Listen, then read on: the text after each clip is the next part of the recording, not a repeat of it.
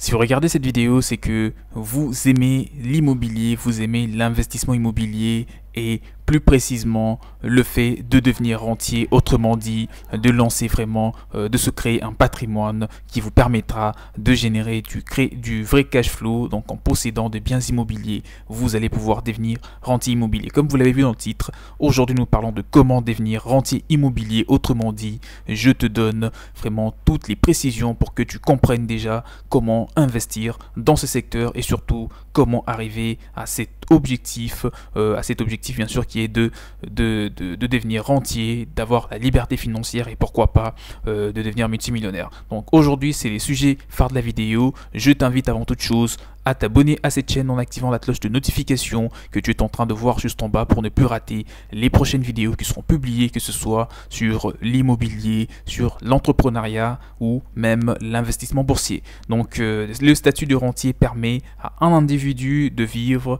des revenus issus de ses nombreux investissements. Pour concrétiser un tel projet, il est possible de gérer soi-même son investissement ou d'avoir recours au service d'un professionnel spécialisé dans la gestion de patrimoine qui saura prodiguer des conseils assez personnalisés à la personne qui veut se lancer dans l'immobilier. Dans tous les cas, l'individu est en mesure d'utiliser ses revenus immobiliers, ses actions notamment dans plusieurs entreprises, en bourse plus précisément, son placement financier ou encore son contrat d'assurance vie.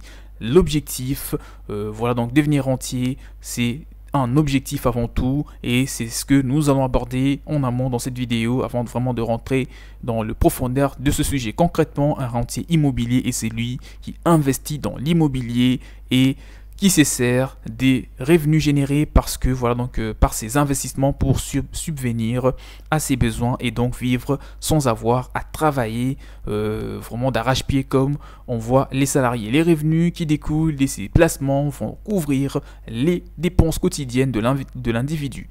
Il s'agit surtout des biens gérer ses revenus et son patrimoine tout en profitant d'une grande liberté. C'est ça qu'on appelle la liberté financière. Dès lors que vous devenez libre financièrement, dès lors que vous accédez au financial freedom, donc comme on le dit en anglais, vous êtes considéré théoriquement, même concrètement comme un rentier. Donc vous devenez rentier, vous gagnez bien plus que ce qui vous permet de vivre tout un mois, ce qui voilà, donc c'est ce qu'on appelle. Et un rentier, vous doutez bien que certaines personnes avec 10 000 euros il devient rentier, d'autres avec 100 000.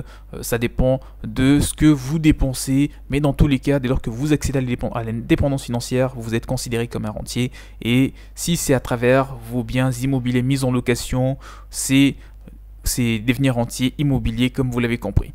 Donc pour évoluer, il s'agit surtout de bien gérer ses revenus et son patrimoine tout en profitant d'une grande liberté. Pour se lancer, il convient de placer des sommes relativement modestes et en investissement immobilier, ce qui permet de couvrir les frais d'acquisition en incluant les frais de notaire, les frais liés aux travaux et les frais d'agence, sans oublier le crédit et l'apport. Il s'agit ici du crédit immobilier comme tu l'as compris. La meilleure initiative pour devenir rentier immobilier, c'est gérer soi-même son investissement ou faire appel à un vrai professionnel. Ça c'est une question. Donc la meilleure initiative pour devenir rentier, elle est quoi exactement? C'est gérer soi-même son investissement ou il serait préférable de faire appel à un professionnel. C'est de cela que nous allons parler dans cette partie de la vidéo. Pour devenir rentier immobilier, deux principales options s'offrent à vous en tant qu'investisseur. Soit de s'occuper vous-même de certaines démarches comme la recherche de locataires, soit de déléguer les tâches à un spécialiste en immobilier comme les agents immobiliers, donc les agences immobilières. Ces derniers s'occupera à des travaux. Il aura pour principale mission de s'occuper des travaux à réaliser en faisant preuve d'un certain niveau de professionnalisme, d'un certain niveau de maturité professionnelle pour vraiment vous aider à avoir des locataires qui en vaudront la peine pour ne pas avoir de problème après leur avoir loué la maison. La plupart du temps, certaines personnes préféreront gérer eux-mêmes leur patrimoine ou leurs biens immobiliers, ce qui peut devenir leur activité principale. Si vous avez le temps, si ça ne vous dérange pas, si vous disposez déjà de 5-6 biens immobiliers, sachez que la gestion de ces biens immobiliers commenceront peu à peu à vous prendre énormément de temps. Donc si ça ne vous dérange pas si ça vous dérange, je dirais de le déléguer ou même de travailler dessus, donc de gérer la gestion de vos biens immobiliers, ça sera encore mieux comme le veulent beaucoup de gens. Ils veulent gérer leurs biens immobiliers, donc si c'est quelque chose qui ne vous pose pas problème, sachez que ça peut même devenir votre activité principale. D'autres feront appel aux compétences par contre d'une entreprise ou d'une agence immobilière spécialisée en la matière. Par ailleurs, posséder une ou plusieurs parts d'une société civile immobilière permet à l'investisseur de percevoir des revenus immobiliers. Il faut bien noter que la gestion des biens de la part d'une société civile immobilière est confiée aux sociétés de gestion et bien sûr de ces sociétés de SCPI, ce qui évite à l'investisseur de contraintes de gestion plus précisément. Alors, une autre question qui doit être répondue dans cette vidéo, c'est: devenir rentier immobilier est-il avantageux ou pas? Comme vous doutez déjà les avantages d'investir dans l'immobilier, il y en a tellement, j'en ai fait pas mal de vidéos, vous pouvez le consulter sur la chaîne. Aujourd'hui, puisque nous parlons de devenir rentier via les investissements faits dans l'immobilier, nous parlons des avantages, des éventuels avantages pour t'aider vraiment à voir le deux faces du tableau. Devenir rentier immobilier peut transformer le mode de vie d'un individu. En effet, il peut rapidement devenir riche grâce à la bonne gestion de ses investissements dans l'immobilier. Ces derniers vont lui permettre de se constituer un capital pour subvenir à ses besoins tout au long de sa vie ou durant plusieurs années. Ce capital pourra couvrir amplement ses dépenses quotidiennes, voire annuelles si les placements sont assez bien réalisés.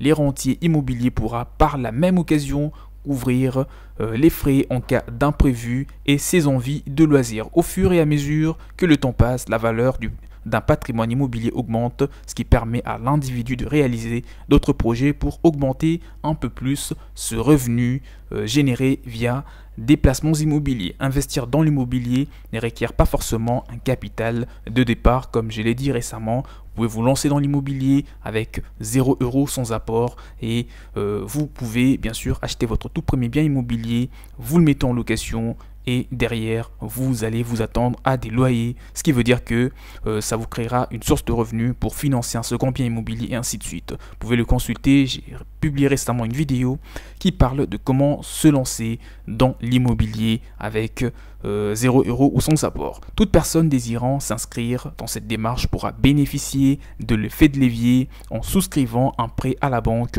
pour financer ses différents projets immobilier. Aussi, le rentier immobilier bénéficiera d'une rentabilité assez optimale en fonction du type déjà d'investissement qu'il aura choisi.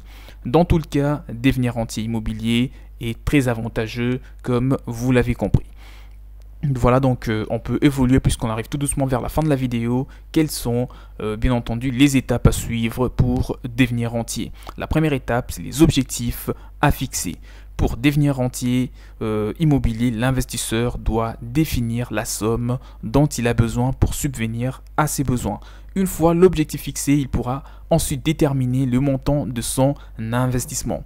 L'idéal est bien sûr d'adopter une stratégie pour démarquer des autres et atteindre tous vos différents objectifs.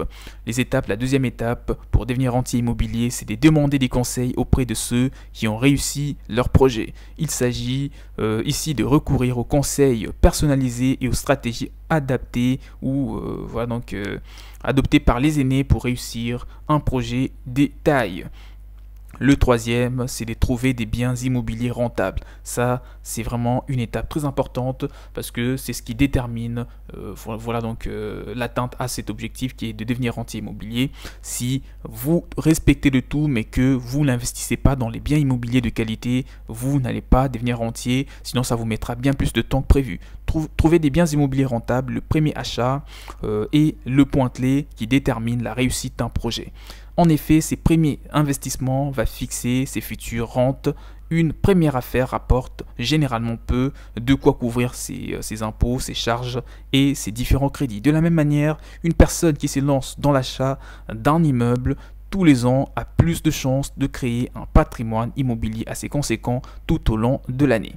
Et une autre étape, c'est, voilà, donc je pense que là, on a mis fin aux étapes pour devenir rentier immobilier. Je peux le réciter, c'est les objectifs à se fixer. Il faut te fixer les bons objectifs, n'est pas te dire n'importe quoi pour vraiment en pensant que ce sera possible pour devenir rentier. Deuxième chose, c'est demander des conseils auprès de ceux qui ont réussi leur projet afin de bénéficier de leurs connaissances, ou encore se référer à des personnes qui ont déjà accompagné les gens qui ont réussi dans l'immobilier tels que moi, ou qui ont même déjà investi dans ce domaine. Je peux vous faire bénéficier de mes connaissances, de mes retours sur investissement à travers mes supports que j'ai mis à disposition, qui contiennent pas mal d'informations sur comment réussir favorablement une acquisition immobilière, et ça sur le marché national ou international. Donc un autre point, une autre étape, c'est de trouver des biens immobiliers rentables, mais celle-ci s'apparente fortement à l'étape précédente, qui est de se référer aux connaisseurs. Donc trouver des biens immobiliers, si vous vous référez à des personnes qui connaissent le marché, ça ne vous sera pas quelque chose de très compliqué. Donc on arrive tout doucement vers la fin de la vidéo, mais nous allons parler des inconvénients. L'investissement immobilier a des coûts de transaction plus élevés. Ça, c'est le premier inconvénient lors de l'achat d'actions. Le coût de transaction est très faible, souvent de quelques centaines d'euros seulement. Mais alors de l'achat de biens immobiliers, le coût de transaction sont considérablement plus élevés. L'immobilier a une faible liquidité, ça c'est aussi un inconvénient majeur, une contrainte à n'est pas oublié. Donc de nombreux investisseurs sont très liquides et peuvent être achetés et vendus avec profit en une fraction de seconde, comme c'est le cas pour les opérations boursières à haute fréquence. Une autre contrainte de rentier immobilier. L'immobilier nécessite une gestion et un entretien. Lorsqu'un investisseur achète un bien, il doit le mettre en état, l'entretenir et le gérer. Le paiement de financement, les impôts fonciers, les assurances habitation, les frais de gestion, les coûts d'entretien peuvent s'accumuler rapidement, surtout si la propriété reste vide pendant une période assez longue. L'immobilier demande des responsabilités. L'investissement immobilier implique une grande responsabilité financière et surtout juridique. Tous les inconvénients mentionnés dans cette vidéo s'ajoutent à la responsabilité qu'un investisseur assume lors de l'achat, du financement, ainsi que de la réhabilitation ou même de la location, sans oublier la gestion et de l'entretien de son bien immobilier, même si les biens d'investissement peuvent se trouver dans une société. Il y a souvent des garanties personnelles associées à l'entreprise et les risques de perdre les revenus et les bénéfices qui sont bien entendu générés par la société. On arrive vers la fin de la vidéo, j'espère que vous avez compris comment vous pouvez devenir rentier immobilier, surtout quelles sont les étapes pour vraiment arriver à cet objectif de façon précise dans le temps et les plus rapidement possible. Maintenant c'est à ton tour de me dire dans le commentaire si tu connais une méthode qui pourrait être partagée à cette grande communauté d'investisseurs et d'entrepreneurs qui veulent aller de l'avant. Je me ferai le plaisir de te faire une nouvelle vidéo et de les inclure si possible. Si tu veux investir dans l'immobilier en France, en Belgique, au Royaume-Uni, en Amérique, au Canada,